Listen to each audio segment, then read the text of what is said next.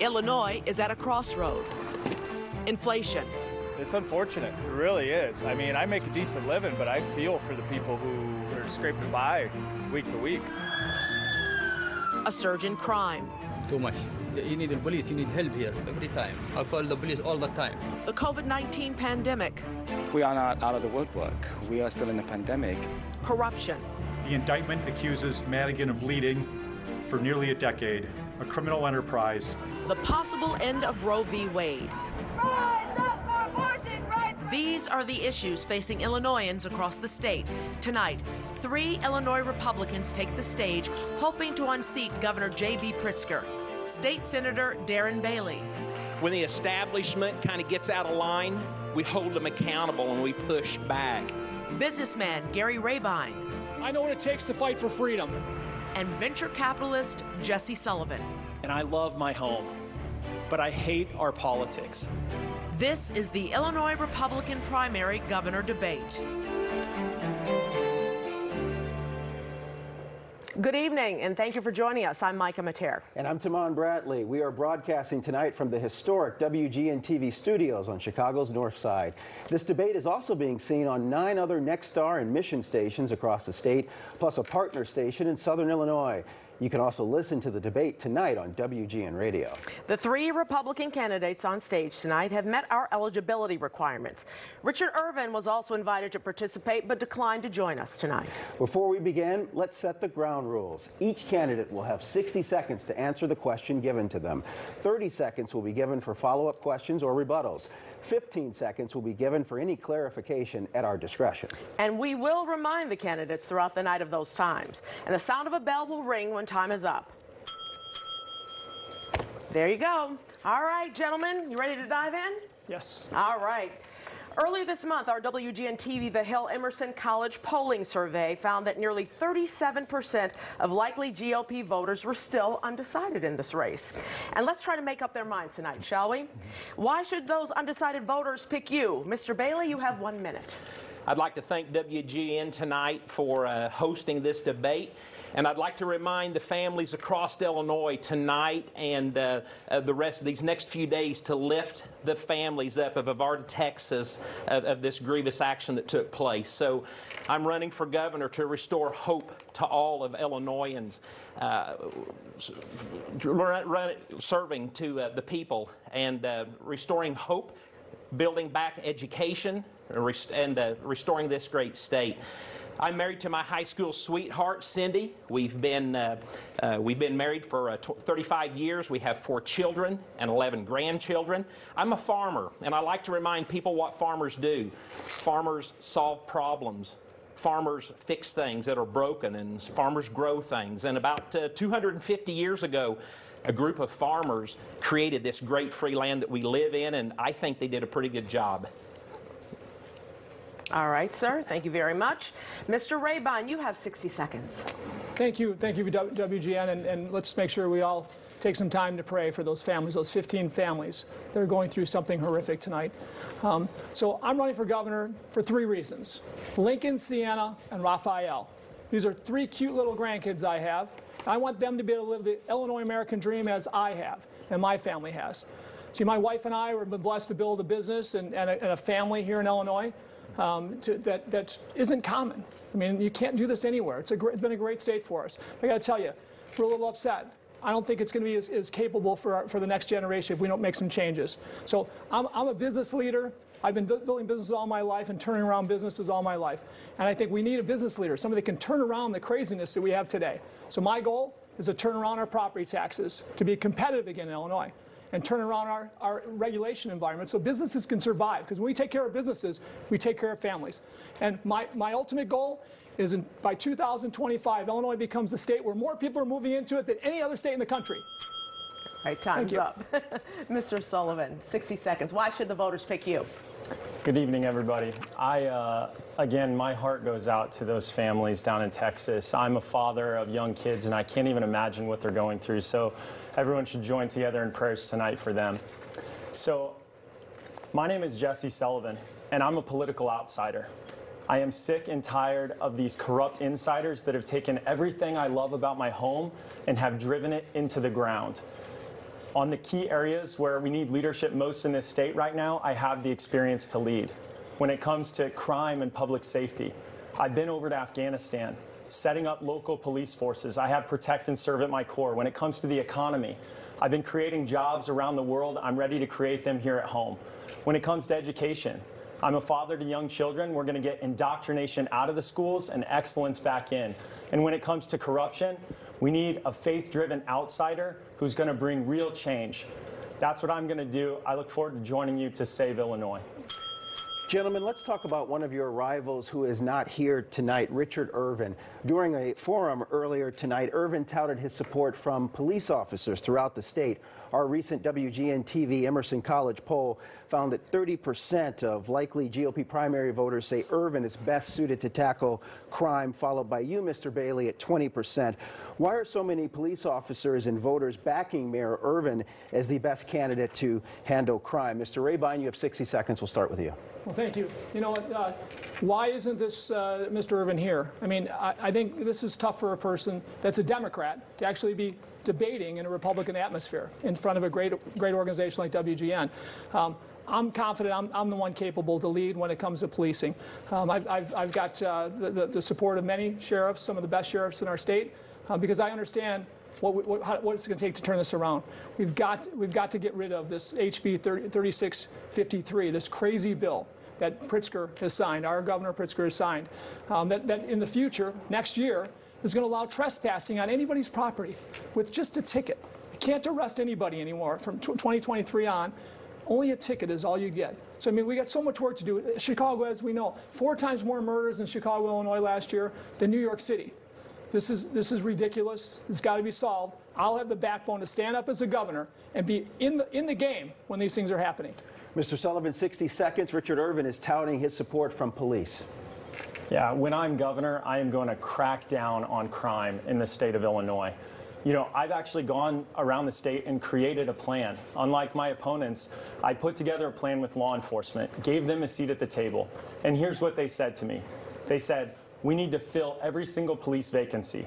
We need to repeal any bill like this anti-police bill that coddles criminals and treats them like they are victims. We need to surge the National Guard and treat this like the crisis that it is to help our brothers and sisters and their families that are in need. We need to repeal, and I will lead the recall efforts for Kim Foxx and any other state's attorney who fails to prosecute criminals in the state of Illinois. The reason why the most sheriffs around the state of Illinois, the most active sheriffs support me and have endorsed me in this campaign is because I have protect and serve at my core. I've been over to Afghanistan as an Army civilian. I've helped to set up local police forces there.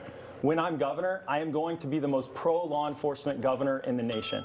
Mr. Sullivan, just 15 seconds. Illinois does not have a recall law, so how will you recall State's Attorney Kim Foxx? Yeah, I am going to push for the recall. I'm going to use the bully pulpit and do everything in my power. When you are a state's attorney and you fail to prosecute criminals, then you need to do your job. And so I'm going to push in every possible way to get Kim Foxx to do her job. Okay, but we don't have a recall law.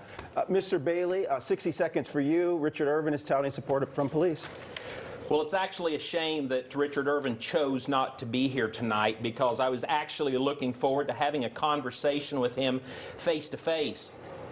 Richard Irvin is as corrupt as Mike Madigan, and actually electing Richard Irvin into this seat would be no different than allowing Mike Madigan to serve as governor. Richard Irvin and his law firm have made Aurora a piggy bank of corruption. Richard Irvin is a mini Mike Madigan, and we cannot have that and afford that in the seat as a governor. Gentlemen, you mentioned it, each of you mentioned it in your opening remarks tonight. Officials in Southwest Texas are trying to make sense of the latest mass shooting tragedy in America. This one at an elementary school, 18 children and 3 adults are dead. It was an 18-year-old gunman who is dead. All of you are proposing to get rid of Illinois' FOID card program as governor. How will you keep firearms out of the hands of the wrong people? Mr. Sullivan, we'll start with you. 60 seconds, please. Yeah, this is an absolute tragedy. You know, what happened down in Texas. Being a father to young children, I can't imagine. And so I really do feel like when you remove God from our society, these are the types of things that happen. you know, and the Democrats always want to talk immediately about gun control and limiting our Second Amendment rights.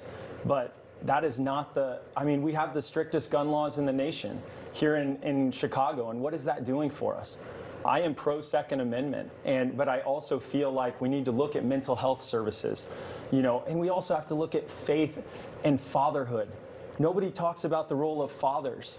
You know, what continually we see with these mass atrocities that are happening, not only in Texas, but every single day we are having shootings and violent crime in the city of Chicago, and no leader steps up to do anything about it. Some of the root causes are getting back to fatherhood and promoting the family in our society again. And so that's what we need to do, and that's what I will do when I'm governor. Mr. Bailey, 60 seconds. The FOID card program, how do you keep firearms out of the hands of the wrong people if you repeal the FOID card program? Well, we certainly don't know the details of what took place in Texas, and we certainly are praying for this to be resolved and to all the families that have been affected. But, you know, we've seen shootings recently in the city and the state of New York, and you know, these people had mental issues. It had nothing to do with the guns. And as a matter of fact, the state of New York has some of the most egregious gun laws that there are. So I've been striving for the last 4 years as an elected official to try to partner with community groups and church groups as well to empower them to be able to deal with mental health, because much of these issues that we're dealing with are actually have to do more with mental health than anything else. We have the federal background safety check, and I feel confident that that is enough, and that the FOID card hinders the freedoms of Second Amendment gun owners. Mr. Rabine, same question, 60 seconds. Yeah, so first of all, 15 families today are living the imaginal nightmare. And boy, we need to stop and pray for them. But a leader assesses the issues that are at hand, takes her time, assesses the issue, blames nobody at this point, while you get all the information, and then you make decisions after that. But the most important thing, a leader has to bring people together in a time like this, not separate. So and when it comes to our gun laws in Illinois and where we're at, I mean, if you look at the countries as a whole and states as a whole, back all the way down to cities as a whole, the cities, states and countries with the most stringent gun laws are the most violent in the country. The cities, the countries are the most dangerous. So we've got to look at that and say, why is that? Because still, bad people are going to get guns. When bad people get guns, bad things are going to happen. And there's no way the most stringent gun laws in the country or our city are going to eliminate that. So we've got to really have better, in my opinion. We got to raise our kids better than we are and do better things. Well, gentlemen, let's delve a little bit deeper into crime, because it is no secret that Chicago has its own issues with crime and an abundance of guns on the city streets. Last Thursday night, 2 people killed, 7 people shot near the McDonald's in Chicago's River North neighborhood. Happened less than a week after a 16-year-old was shot near the Bean in Millennium Park. So, Mr. Rabine, if you are elected, what specifically will you do as a governor to keep Illinois cities safe? You have 60 seconds to answer.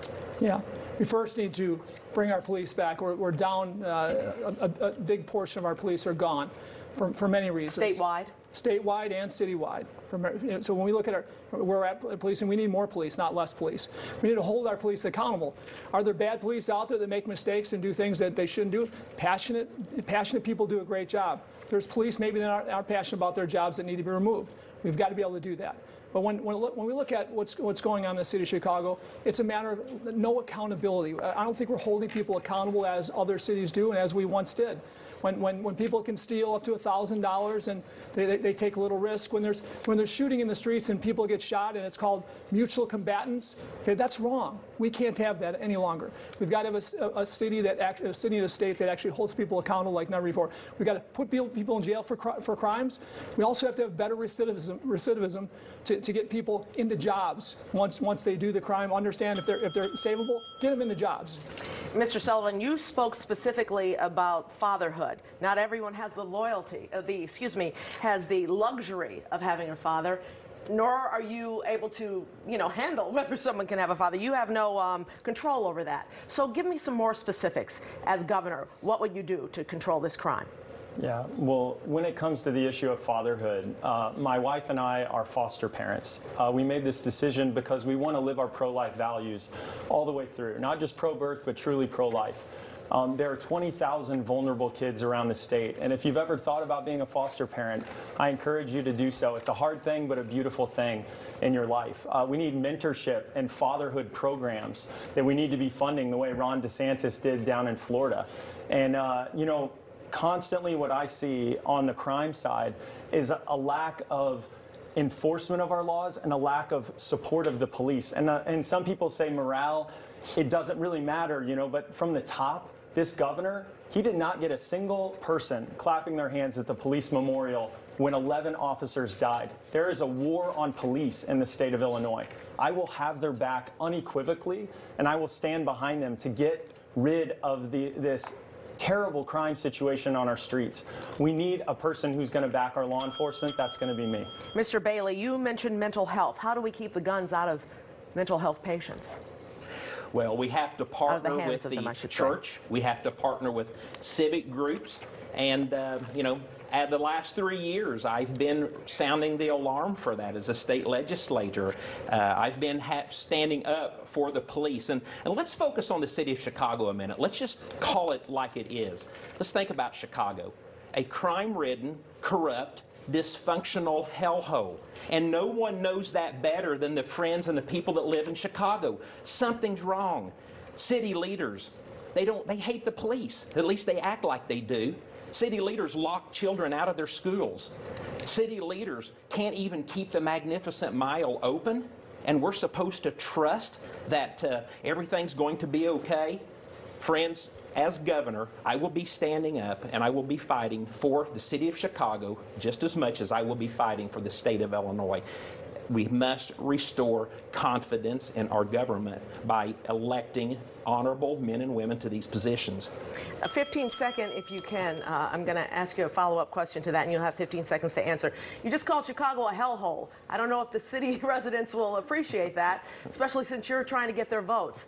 Now, as governor, how will you keep it from, as you say, being a hellhole? Well, I think they will appreciate that because everyone that I've talked to in the city of Chicago is scared to death. There is no sense in this. So as a governor, when the riots were taking place, I would have been there in person, and the Illinois National Guard and the state police would have been with me.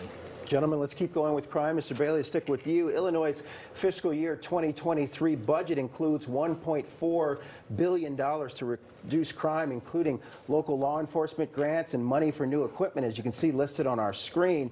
Mr. Bailey, you voted against that funding in the spring session, and you also failed to vote on a bill that would provide grant money for police retention and training programs. Why? 60 seconds.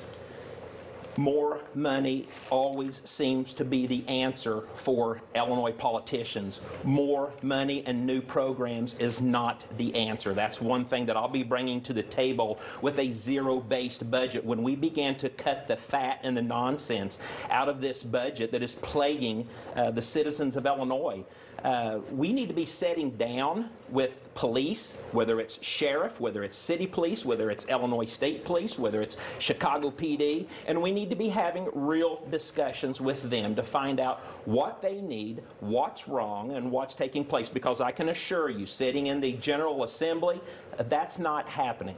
And the details of some of these bills that are just a cover-up from the sham of the Safety Act of 2021, that's really all this was. And they didn't go far enough, and they didn't deal with the issues. We have got to deal with the issues.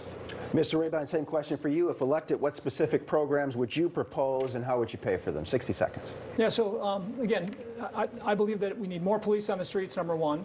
We need to let our police actually enforce the law. And we do need a state's attorney that's actually going to hold people accountable. I mean, and again, the recall option should be something legislative that should be pushed. I mean, legislatures can push a recall, I mean, that a governor will sign. That's got to happen in our state of Illinois when we have people as weak as Kim Foxx and when it comes to law. So in my opinion, it's not about more money. It's about allowing our police to actually execute in the law, do their job. And when we look at Kim Foxx, she's a nightmare. Mr. Sullivan, you've said that you would bring in the National Guard to help cities like Chicago. What does that look like on the ground, and what specifically are you asking the Guard to do? 60 seconds. Yeah, so I've been over to Afghanistan as an Army civilian, and we helped set up local police forces.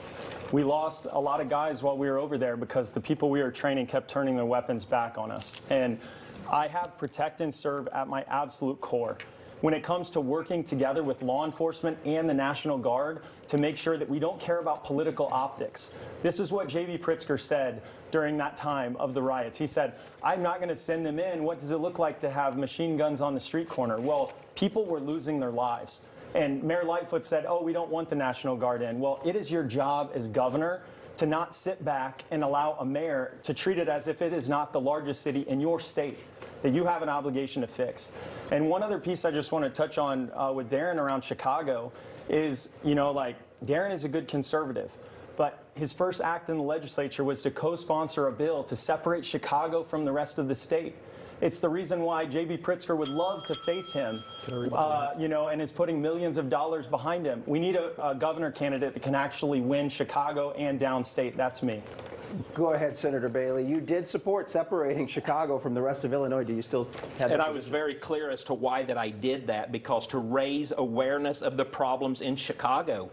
What Illinois needs is a governor that's got backbone and is willing to stick his neck out and say what needs to be done and do what needs to be done. That's what I do, and that's why I did what I did. And I stand by my statement that the businesses and people of Chicago, they're concerned. So that was not a serious proposal? I'm just not sure. How do you separate Chicago from Illinois? Well, H.R. 101 was a resolution that asked the General Assembly to consider the discrepancies of Chicago and the rest of the state. And I was very vocal from day one, from the very first interviews that I received, that this was like a marriage going bad and someone's raising their hand saying, hey, we're concerned and we're frustrated. That's what that was. I've been very consistent with my message since then. Mr. Sullivan, just sort of wondering how you unite Illinois when we have rhetoric like that, language like that. We've seen in Illinois politics sort of a divide between Chicago and the rest of the state. How will you as governor bring us all together? Yeah, so I'm from central Illinois, where Abraham Lincoln first moved into politics. He was this great unifier saying the union matters, but he was willing to stand by his principles in order to accomplish that. I have a set of conservative values. I am unwilling to sacrifice. I am going to hold firm in those values, whether it comes to the issue of life or our Second Amendment rights. But when it comes to being able to unify, I have a diverse family. My wife is Hispanic, our kids are. Yo puedo hablar en español. We need to win over new conservatives. We need to win Trump independents, Reagan Democrats, next generation conservatives into the party. That is what I'm going to be able to do as governor. We need a next generation conservative that can actually bring those people together to be able to lead this state forward. And Mr. Rayburn, we want to give you 60 seconds to address how you'll unite Illinois. Yeah, so we need Chicago and Illinois to be one. I've been building my businesses all over the state of Illinois and then all over the country. And without the whole state of Illinois working together, I work in the city of Chicago, our teams work all over the suburbs.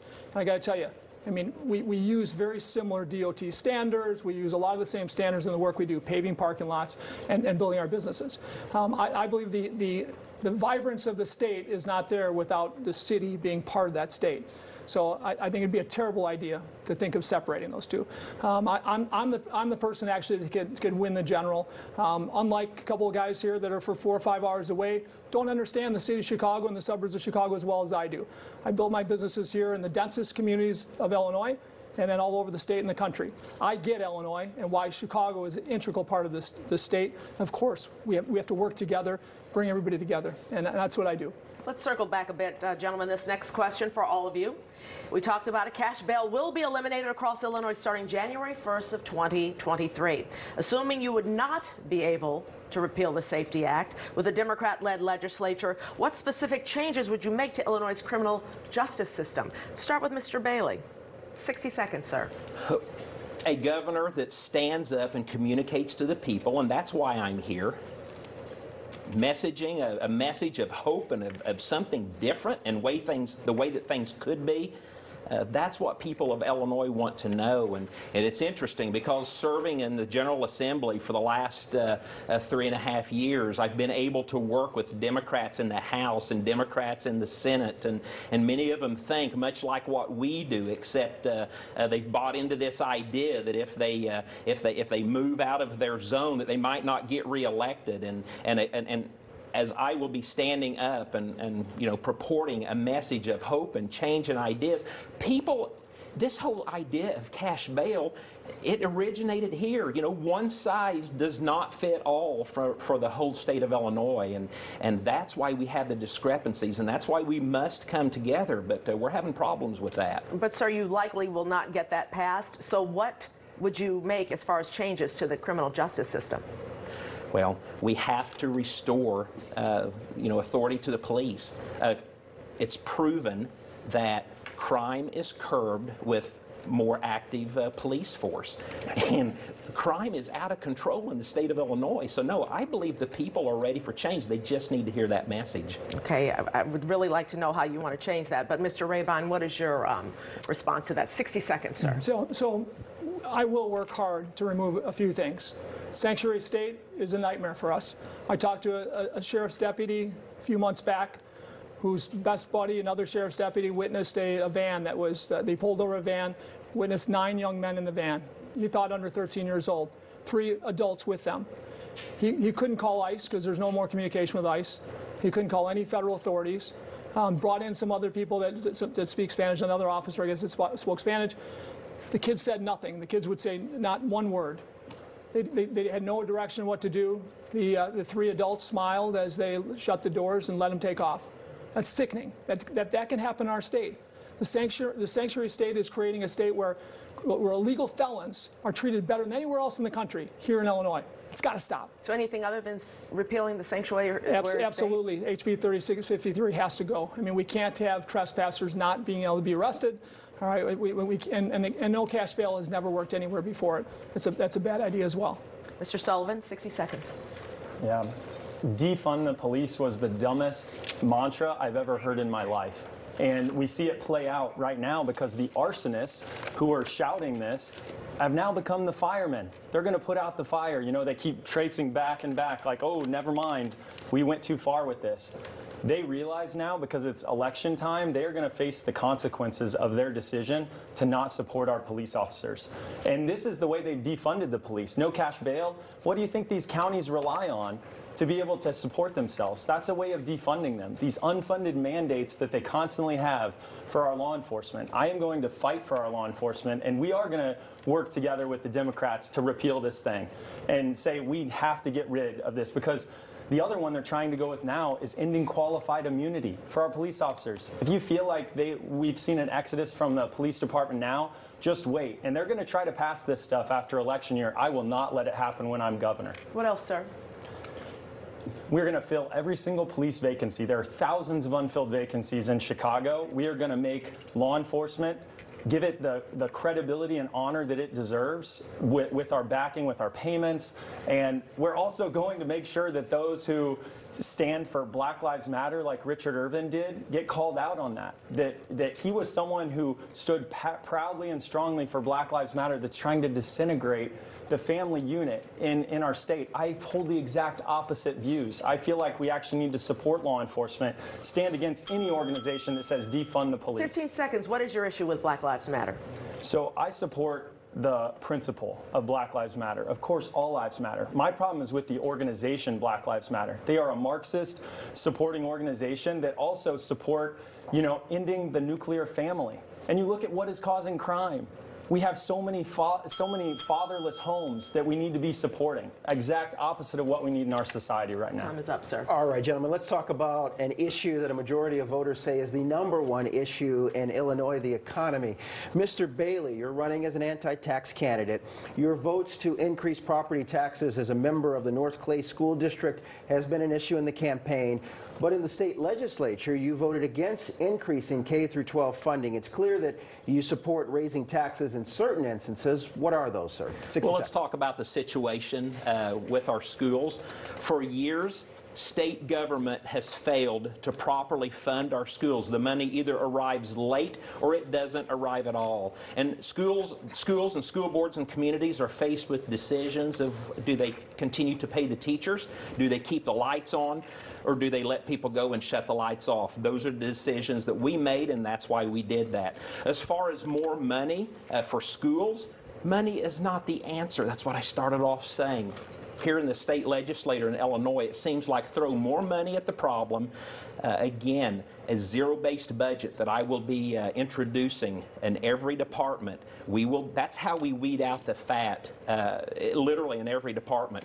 We'll hire and select men and women of common sense and business sense who will begin to dissect each agency and rebuild it.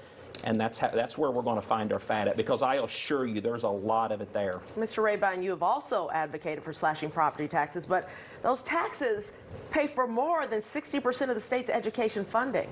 Specifically, how do you plan to pay for schools? You have 60 seconds. Yeah, so I've studied this across the country, and many states have done this before. When I look at our property taxes, we're now the highest in the country.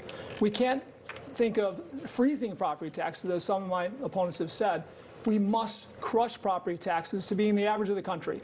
We're currently 2.5% or more of the value of a property. The average in the country is less than 1% now. Other states have lowered their property taxes, and they get more taxpayers. More people move into their states, more homes are built, more taxes are created. So we don't have to always raise to get more.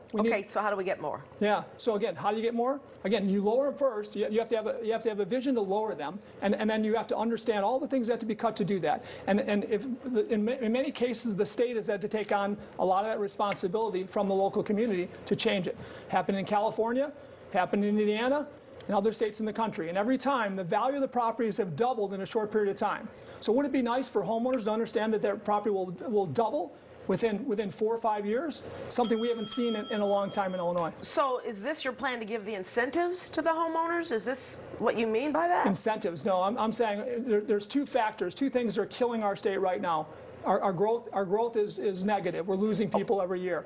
We lost over 100,000 people the last 2 years.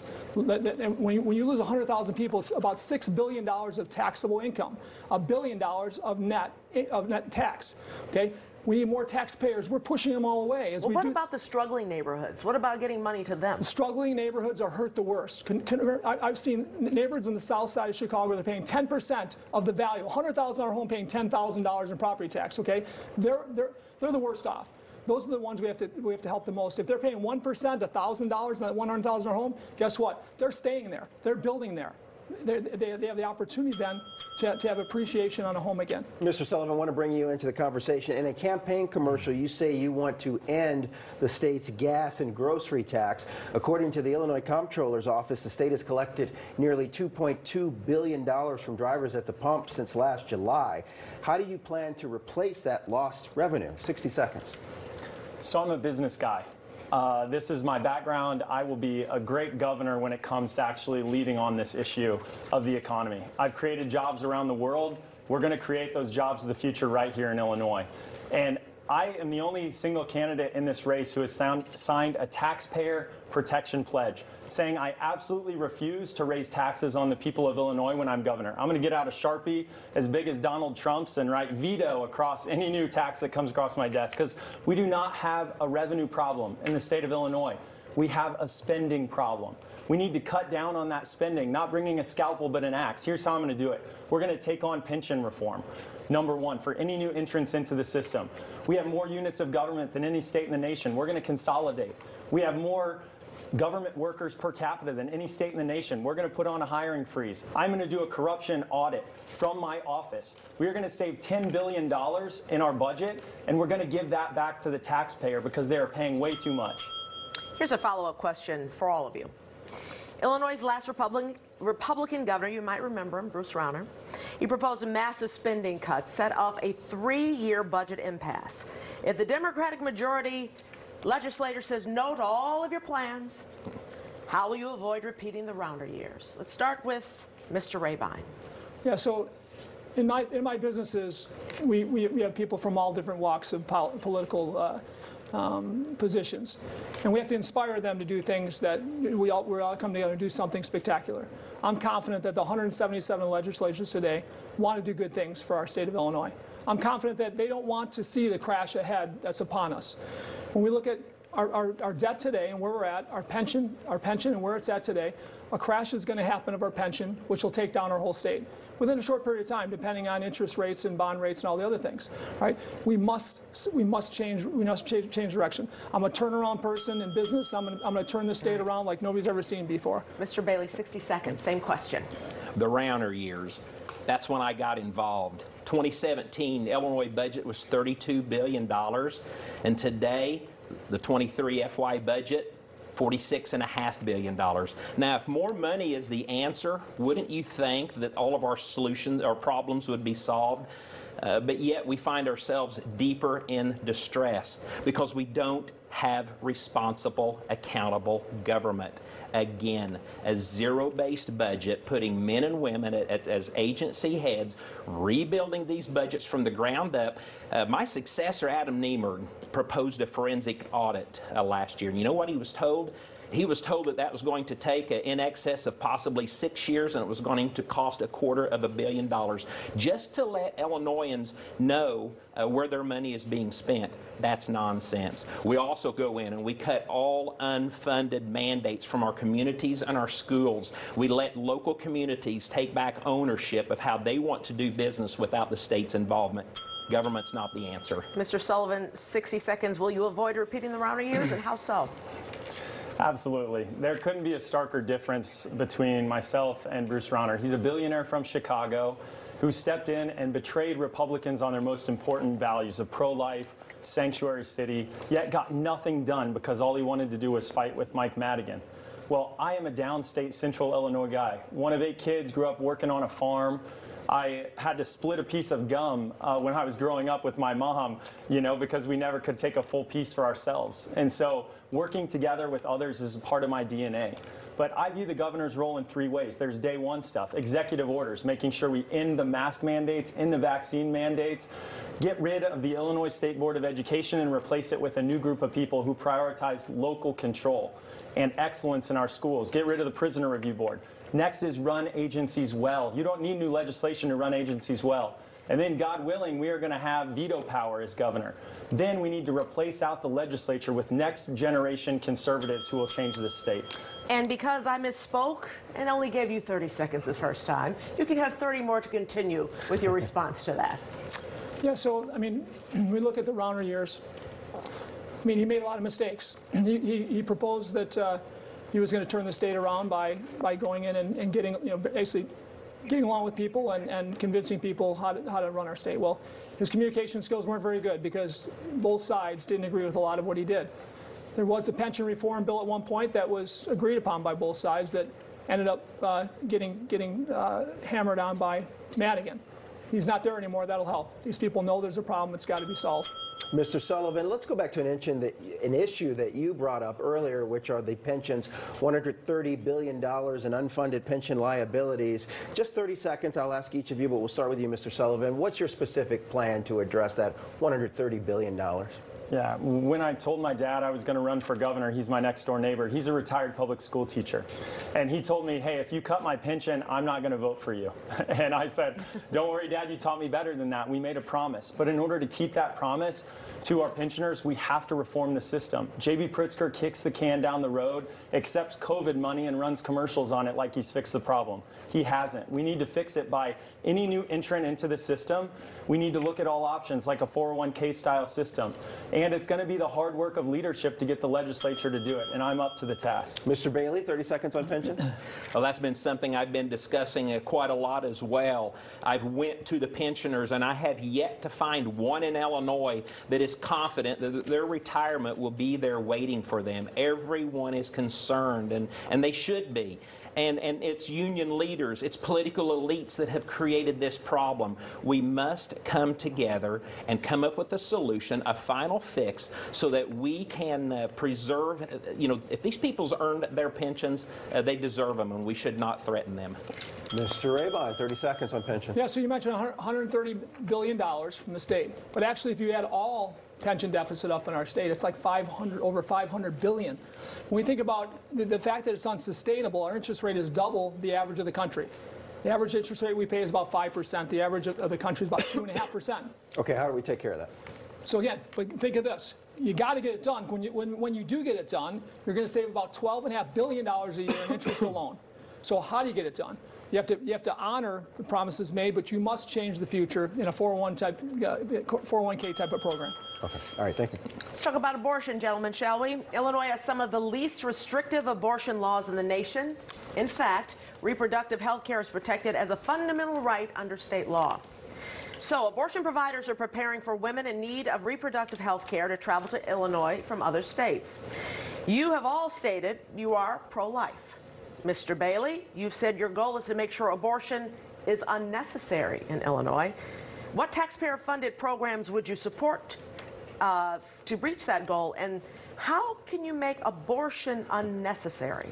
60 seconds. Well, I am proudly pro-life. I have been endorsed by all of the pro-life and pro-family organizations here in Illinois, and that But how do you make it unnecessary? That idea actually generated from churches here in Chicago, in the South and the West Side. We began to empower churches, religious groups, and civic organizations to support pregnant women and even make adoption easier. That's how we do that, and it can be done. Nobody likes paying for abortions. Taxpayer-funded abortion for over 50,000 abortions, that's a day one agenda. That's got to go. But we realize that here in Illinois, it's going to be a big sell and impossible to actually ban abortion, but that's not the answer. Making it unnecessary is, and partnering with churches, civic groups that already exist, we can do that. And I'm going to give you 15 extra seconds to answer this one. So you're saying in order to make abortion unnecessary, you're asking the woman to carry the child for 9 months and to give that child away for adoption.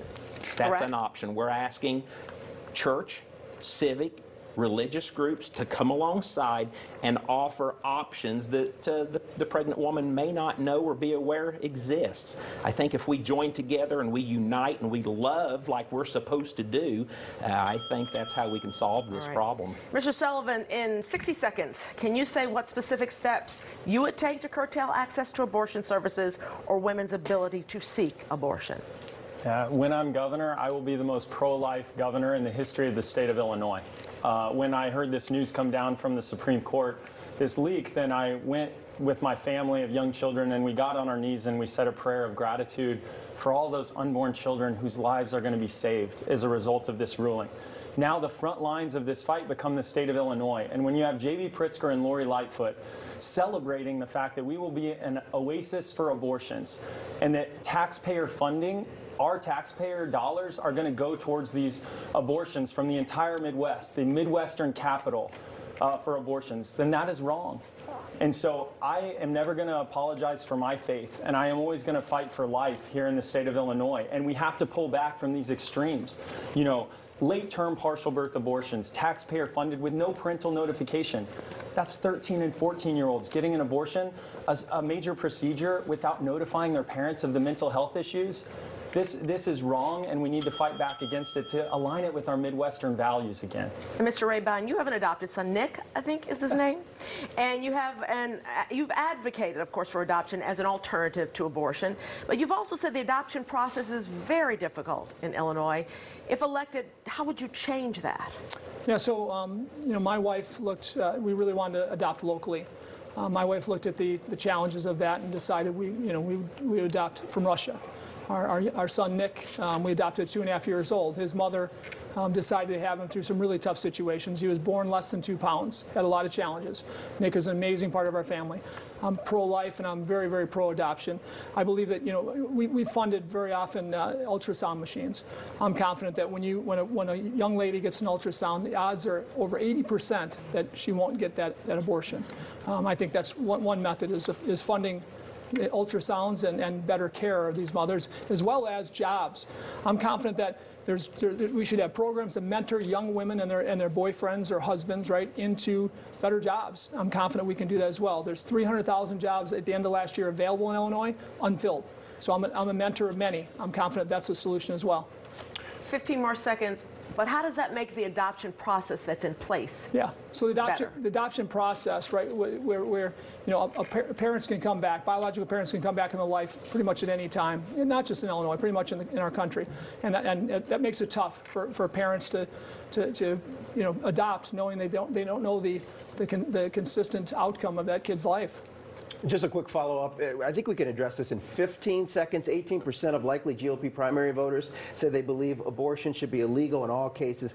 That means a majority of your party's voters say they support abortion rights with some restrictions. In what instances do you think abortion should be legal? You have 15 seconds. Mr. Sullivan, start with you. Any exceptions at all? Yeah. For me, I have, in these very rare, really horrific instances of life of the mother, rape or incest, then I do have an exception for that. But I want to push back that we are constantly in Illinois talking about exceptions on the pro-life side. We are the most liberal abortion state in the nation. We should be asking the Democrats about what about partial birth abortions. Okay, Mr. Rabine, 15 seconds. Any exceptions? Yeah, risk of the life of the mother is what I believe. You know, we've got to stop the after-birth abortions. We've got to stop you know, the 50,000 kids who we're paying for as taxpayers, 10,000 from out of our state. We've got a lot of work to do to get to be a reasonable state again. Mr. Bailey. Only when the life of the mother is at stake is the only exception that I have. And when I'm governor and when we partner with civic and religious organizations, we're going to do something great here in the state of Illinois that I believe is going to be used all over the nation. Gentlemen, you have all shared your belief that parents should get a chance to know what their children are being taught in school. What, if any, restrictions would you place on educators who want to address race, gender, sexuality, and religion in the classroom? Let's start with Mr. Bailey. Well, 60 seconds, by the way. And this egregious sex education has absolutely no place in our public schools. I've stood up, I've pushed back, and I look forward to day one as governor because one of the first steps that I'm going to take is firing the superintendent of education, and I'm going to ask for the resignation of the board members because they have failed our children egregiously. CRT was written into the rules. CRT can be written out of the rules. Government needs to be pulled out of our schools. Get the unfunded mandates out of the way and let local school boards and parents come together and decide how they want to educate their children in their schools. School choice will solve this a lot. Let parents send their children where they want to send them at, and as a matter of fact, the voucher system, that money should follow the child. When we create competition with schools in Illinois, I believe we're going to see schools step up to the plate. 60 seconds for you, Mr. Rabine, to answer this question. Yeah, parents, not politicians, should be raising their kids. I look at our local communities, our school boards, and our parents should be working together with teachers to build the curriculum that's best for them. When I look at CRT, I mean, I've got a family of many different races. You know, when we're Thanksgiving, we're Christmas, and I see my Black and Hispanic nephews and nieces. I mean, I will tell them always, right? You will never be a victim. Never be a victim. While we're teaching in our schools that it's okay to be a victim, and they should think that way. That's wrong. When I think about what we're teaching with this graphic sexual education in these books in the library, this is something that if you talk to any police officer, a sheriff of any county, this would have been looked upon as child pornography 3 years ago. How is it okay today that it should be in our libraries that our kids from kindergarten through 8th grade could look at? Mr. Sullivan, you have 60 seconds to answer that question. So I'm a parent to young children. I have skin in the game. I have 5 kids, 8 and under, so it is beautiful chaos in the Sullivan household. But my dad's a teacher, my wife is a teacher. We've had a lot of teachers in our family. The fact is, in the state of Illinois, our education system is failing our children. 2/3 of our kids are not reaching grade level standards in math, science, English. In CPS here, it's actually 3 out of every 4 children in 11th grade are not reaching grade level standards in the basics. We have to solve that problem. We actually came up with a plan, a power to the parents plan. Unlike my opponents, I put together a plan. And we actually say, here's what we need to do. Here's what parents demand. That we need a parent's bill of rights, that parents have a fundamental right to know and have transparency in their children's education. We also want to defund the Chicago teachers unions, call it out for being the extremist wing of the Democratic Party that it has become. And we need to get this indoctrination of sexuality and gender identity in kids as young as 2nd grade. Gender identity does not belong in our curriculum, and I am a fighter on this issue for my kids and for yours. 15 more seconds. How do you plan on doing that? Defunding the Chicago Teachers Union, we mean. Yeah, I mean, when we need to face up to the facts that the Chicago teachers unions have actually become an extremist wing of the Democratic Party. They've called for defunding the police. They've supported socialists at home and abroad.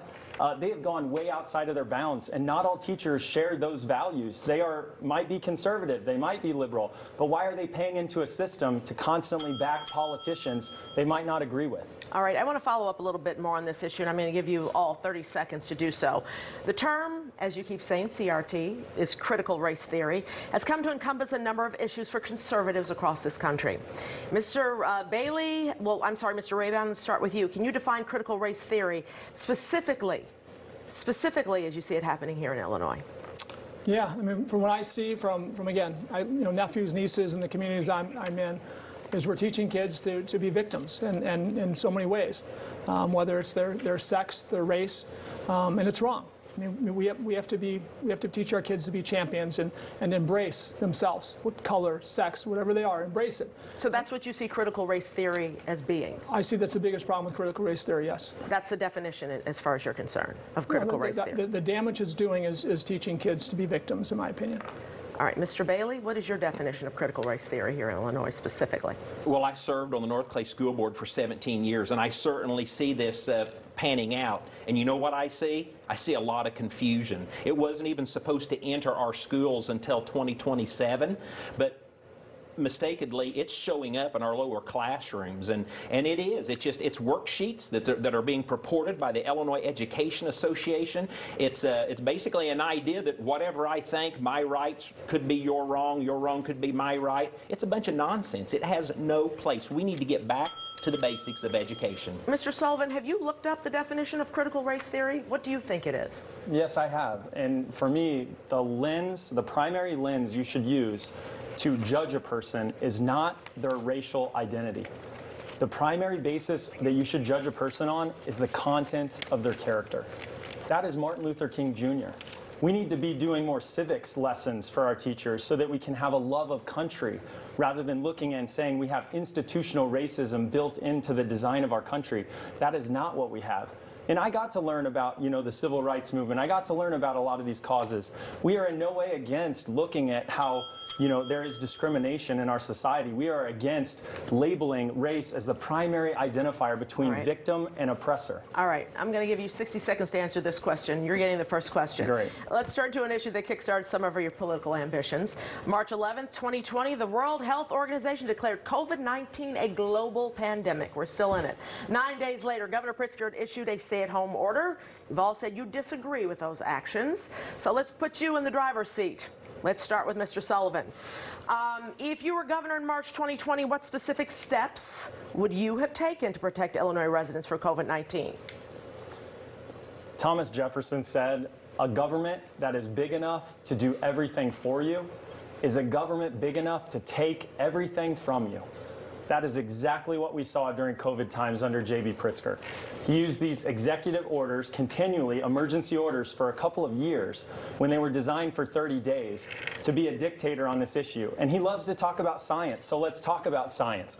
Johns Hopkins showed that states that had strong lockdowns, the way they did in Illinois, had no difference in COVID rates to the free states like Florida. You look at Ron DeSantis and what he did, he prioritized liberty and freedom. That is the way that I would have led. We need local control. We need to trust parents with these decisions. He harmed our small business owners. He shut them down without thought. He doesn't understand how hard it is to set up a business and put your livelihood on the line. Young kids in school, he made our most vulnerable suffer the most. Here's my whole political philosophy. Take power away from these corrupt insider politicians and give it back to the people of Illinois. Mr. Raybon, give the voters your answer to this question in 60 seconds, sir. Yeah, so I've been the Republican Governors Association for about 5 years, maybe 6 years now. So at this time, as an executive council member, I was on phone calls with governors across the country. And listening to these governors, I heard all different ideas with great scientists on the line with us. And some decisions made were very similar to ours in some states, Republican governor-led states, like Maryland, for instance, was very similar to ours in the beginning, relaxed later on. But what we learned was many governors listening to the science decided they'd keep their states open. They wanted to keep their businesses open, they wanted to keep their churches open, their schools open. They did. In the case, when you look back and you see the damage it might have done health-wise, there was an example of a study, out of 50 states, we were 46 worst performance when it came to violence, economy, and health. We were average on health. We were one of the worst in violence, one of the worst in economy. Why? Because we shut down our state, we shut down businesses, we ruined our economy. Let's rewind to March of 2020, Mr. Bailey. What would you have done? Well, what did I do? Maybe we'll go that drought. Governor Pritzker's actions were tyrannical, shutting down churches, shutting down businesses, closing schools, forcing people to stay home. He had no authority to do that. So I took him to task while some people were writing letters, where some people were talking about it. I took Governor Pritzker to court. And I won. I originally won a TRO, and then when the case went to full court in Clay County, he was declared unconstitutional with his actions. And government informs, government educates, government provides, but a free people decide how we are going to live our lives. And that's not what happened in the state of Illinois for the last 2 years. Governor Pritzker's tyrannical actions have destroyed life. He's put people, destroyed the futures of some of our children in schools. This is absolute nonsense, and it can never happen again. Boy, gentlemen, time flies when you're having fun. We've got to go to closing statements. We're going to give each of you 30 seconds. We're going to begin with you, Mr. Sullivan. 30 seconds. My name is Jesse Sullivan. I'm a political outsider. I love my home state of Illinois, and I absolutely hate our corrupt insider politicians that have driven it into the ground. We need a leader who's an outsider, who can lead on the most important issues. I've been in Afghanistan helping set up local police forces. We need to make our streets safe. I've created jobs around the world. We need to create those jobs right here in Illinois. We need to get this corruption out of our system. That's going to take an outsider. I encourage all of you to join together with me, and let's fight to save this home that we love so much. Thank you. Mr. Rabine, 30 seconds to close, sir. So we need a blue-collar CEO to run the state of Illinois.